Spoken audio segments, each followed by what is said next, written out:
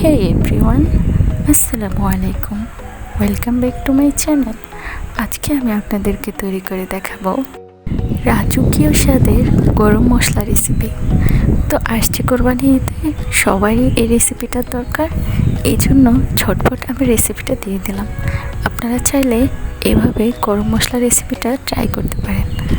এটা দিয়ে আপনি সব ধরনের মাংসের রান্না করতে পারেন।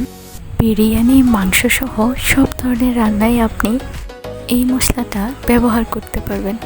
সো বন্ধুরা, চলুন তাহলে শুরু করা যাক।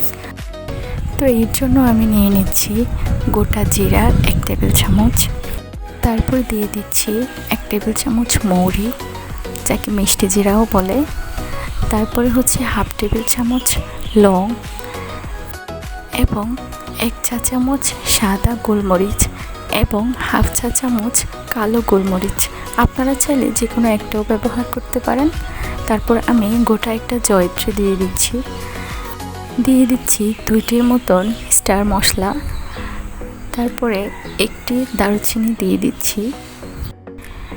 এ পর্যায়ে দিয়ে দেব 1 চা চামচ রাঁধুনি।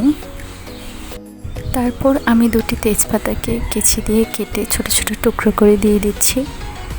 পর্যায়ে দিয়ে দিব 2টি বড় এলাচ, তারপর একটি জয়ফলকে ভেঙে 2 টুকরো করে দিয়ে দিচ্ছি।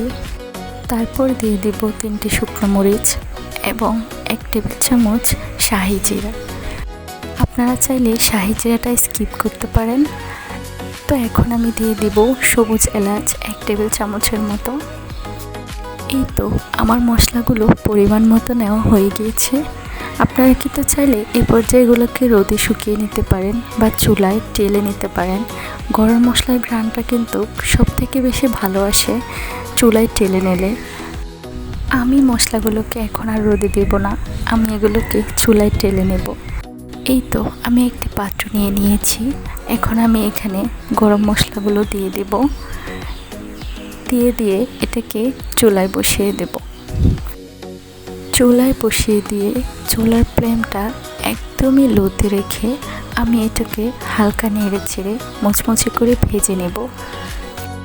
এই পর্যায়ে কিন্তু আপনারা চুলার আঁচটা খেয়াল রাখবেন, কারণ মশলাটা যদি পুড়ে যায় তাহলে মশলার স্বাদ এবং ঘ্রাণ দুটোও কিন্তু নষ্ট হয়ে যাবে। তো এই জন্য আপনারা একটু সাবধানে কাজটা করবেন। মশলাটাকে অনবরত নেড়ে ছেড়ে আমি মুচমুচে করে ভেজে এগুলোকে চুলা থেকে নামিয়ে নেব। এই কোরবানি ঈদে আপনারা এভাবে মশলাটা ট্রাই করতে পারেন। আশা করছি আপনাদের অনেক বেশি ভালো লাগবে। তো এই তো দেখুন, আমার মশলাগুলো একদমই মুচমুচে করে ভাজা হয়ে গিয়েছে। এই পর্যায়ে আমি এগুলোকে ঠান্ডা করে নিয়ে ব্লেন্ডারে একটা জারে নিয়ে নিচ্ছি। তো এই তো দেখুন, আমার মশলাটা কিন্তু একদম রেডি। এখন এই মশলাটা দিয়ে আপনি কিন্তু সব ধরনের মাংসের রান্নাই করতে পারেন। আশা করছি আপনার রান্নার স্বাদ এবং ঘ্রাণ দুটোই অতুলনীয় হবে। রেসিপিটা যদি আপনাদের ভালো লেগে থাকে তাহলে লাইক, কমেন্ট, শেয়ার করতে ভুলবেন না। আজ এই পর্যন্তই, দেখা হচ্ছে নেক্সট কোনো ভিডিওতে। আল্লাহ হাফেজ।